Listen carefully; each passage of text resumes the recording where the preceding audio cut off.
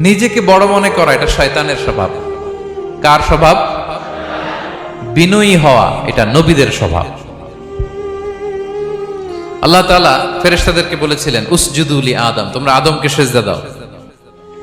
ফাসাজাদাল মালাইকা কুল্লুহুম, সবাই সিজদা দিল ইল্লা ইবলিস, কে ছাড়া? ইবলিস ছাড়া। সে নিজেকে বড় মনে করেছিল, শয়তান।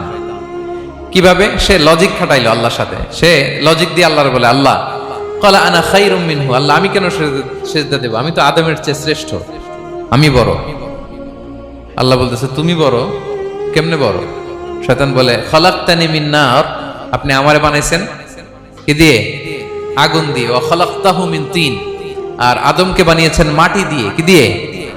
মাটি দিয়ে। আগুনের ধর্ম দাউ দাউ করে উপরের দিকে কি করে? ওঠে, আর মাটি ঢিলা রেখে দিলে নিচে পড়ে যায়।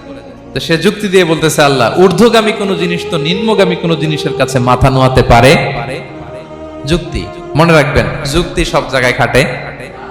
যুক্তি দিল আল্লাহ আমি শ্রেষ্ঠ, তাকে বানাইছেন মাটি দিয়ে, আমারে বানাইছেন আগুন দিয়ে, আমি কেন মাথা নত?